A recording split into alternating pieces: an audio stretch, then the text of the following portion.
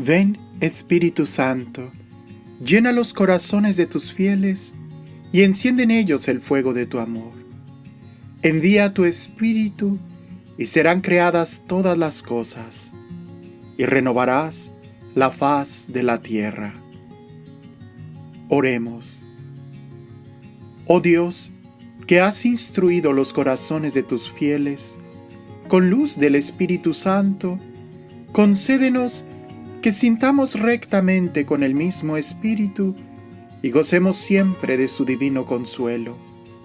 Por Jesucristo nuestro Señor. Amén.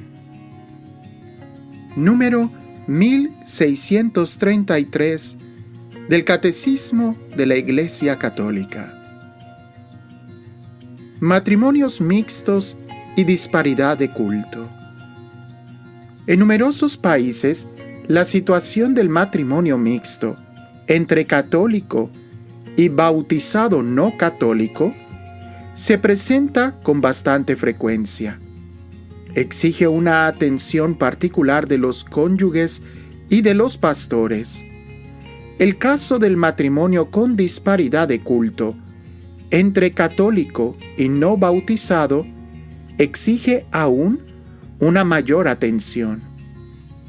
La diferencia de confesión entre los cónyuges no constituye un obstáculo insuperable para el matrimonio, cuando llegan a poner en común lo que cada uno de ellos ha recibido en su comunidad y a aprender el uno del otro el modo como cada uno vive su fidelidad a Cristo. Pero las dificultades de los matrimonios mixtos no deben tampoco ser subestimadas. Se deben al hecho de que la separación de los cristianos no se ha superado todavía. Los esposos corren el peligro de vivir en el seno de su hogar el drama de la desunión de los cristianos. La disparidad de culto puede agravar aún más estas dificultades. Divergencias en la fe, en la concepción misma del matrimonio, pero también mentalidades religiosas distintas pueden constituir una fuente de tensión en el matrimonio, principalmente a propósito de la educación de los hijos. Una tentación que puede presentarse entonces es la indiferencia religiosa. Según el derecho vigente en la Iglesia Latina, un matrimonio mixto necesita para su licitud el permiso expreso de la autoridad eclesiástica. En caso de disparidad de culto, se requiere una dispensa expresa del impedimento para la validez del matrimonio. Este permiso o esta dispensa supone que las dos partes conozcan y no excluyan los fines y las propiedades esenciales del matrimonio. Además, que la parte católica confirme los compromisos, también haciéndolos conocer a la parte no católica, de conservar la propia fe y de asegurar el bautismo y la educación de los hijos en la Iglesia Católica. En muchas regiones, gracias al diálogo ecuménico, las comunidades cristianas interesadas han podido llevar a cabo una pastoral común para los matrimonios mixtos. Su objetivo es ayudar a estas parejas a vivir su situación particular a la luz de la fe. Deben también ayudarles a superar las tensiones entre las obligaciones de los cónyuges, el uno con el otro, y con sus comunidades eclesiales. Deben alentar el desarrollo de lo que les es común en la fe y el respeto de lo que los separa. En los matrimonios con disparidad de culto, los esposos católicos tienen una tarea particular, pues el matrimonio no creyente queda santificado por su mujer y la mujer no creyente queda santificada por el marido creyente. Es un gran gozo para el cónyuge cristiano y para la Iglesia el que esta santificación conduzca a la conversión libre del otro cónyuge a la fe cristiana. El amor conyugal sincero, la práctica humilde y paciente de las virtudes familiares y la oración perseverante pueden preparar al cónyuge no creyente a recibir la gracia de la conversión. Los efectos del sacramento del matrimonio. Del matrimonio válido se originan entre los cónyuges un vínculo perpetuo y exclusivo por su misma naturaleza. Además, en el matrimonio cristiano los cónyuges son fortalecidos y quedan como consagrados por un sacramento peculiar para los deberes y la dignidad de su estado. El vínculo matrimonial. El consentimiento por el que los esposos se dan y se reciben mutuamente es sellado por el mismo Dios. De su alianza nace una institución estable por ordenación divina también ante la sociedad. La alianza de los esposos está integrada en la alianza de Dios con los hombres. El auténtico amor conyugal es asumido en el amor divino. Por tanto, el vínculo matrimonial es establecido por Dios mismo, de modo que el matrimonio celebrado y consumado entre bautizados no puede ser disuelto jamás. Este vínculo, que resulta del acto humano libre de los esposos y de la consumación del matrimonio, es una realidad ya irrevocable y da origen a una alianza garantizada por la fidelidad de Dios. La Iglesia no tiene poder para pronunciarse contra esta disposición de la sabiduría divina. La gracia del sacramento del matrimonio. En su modo y estado de vida, los cónyuges cristianos tienen su carisma propio en el pueblo de Dios.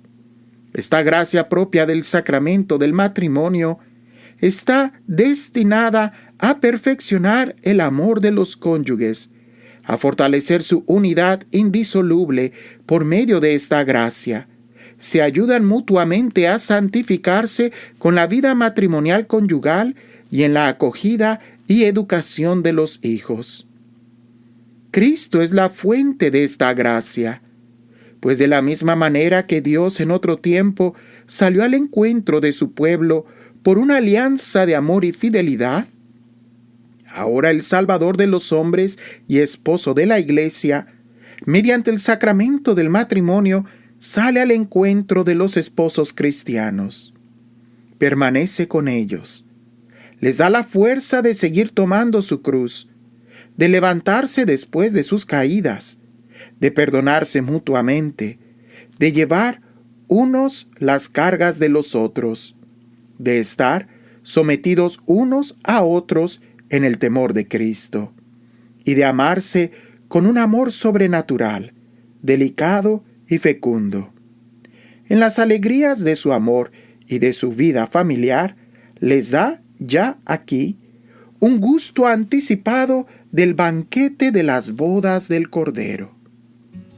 ¿De dónde voy a sacar la fuerza para describir de manera satisfactoria la dicha del matrimonio que celebra la Iglesia, que confirma la ofrenda que sella la bendición? Los ángeles lo proclaman, el Padre Celestial lo ratifica. ¿Qué matrimonio el de dos cristianos unidos por una sola esperanza, un solo deseo, una sola disciplina, el mismo servicio? Los dos hijos de un mismo Padre, servidores de un mismo Señor. Nada los separa, ni en el espíritu ni en la carne. Al contrario, son verdaderamente dos en una sola carne.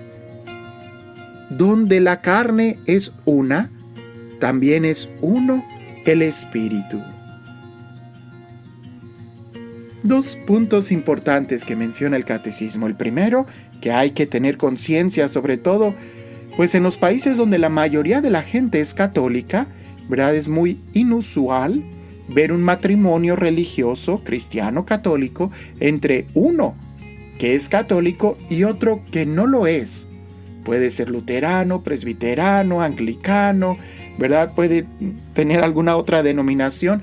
Mientras su bautismo sea válido, ¿verdad? Claro que es posible ese matrimonio. Lo único que se recomienda, y que también hay que decirlo, porque en el catecismo lo dice muy claro, también es posible un matrimonio de una parte católica, cristiana, bautizada, con alguien que no ha sido bautizado. Claro que para eso se requiere permiso del obispo y en el otro caso, que es de un católico con uno no católico, pero ambos cristianos, solamente se requiere una dispensa del obispo. ¿Verdad? Son detalles canónicos, pero importa porque hablan de la seriedad de la unión. Ahora, ¿es posible? Sí lo es, ¿verdad? Sé que para muchos es como que algo muy raro cuando venimos de países donde la mayoría de la gente es católica. Pero en países como aquí en el que estoy, Estados Unidos, donde hay muchísima diversidad de cristianos, pues es casi muy normal encontrar matrimonios o celebrar matrimonios entre que una parte es católica y la otra parte no. Claro que el reto que yo veo en esto es de que realmente el noviazgo tiene que ser tomado muy en serio. Si de por sí ya el noviazgo es una etapa muy seria en miras para poder contraer el matrimonio, pues en este caso requiere que también se pongan muy en claro cuáles son las expectativas o la visión que se tiene de la fe, para que ambos se respeten y se complementen aún en este aspecto. Y que se pueda sacar pues, los mayores frutos de la gracia de recibir este sacramento. Y por supuesto, cuando las dos partes son católicas, pues con mayor razón tendrían que entender las dos partes todos los beneficios y las gracias que pueden tener de este sacramento, cuando por supuesto nos acercamos a él con una conciencia y una madurez de saber qué es lo que estamos a punto de celebrar. Por eso la importancia de entender, vivir y comprender nuestra fe.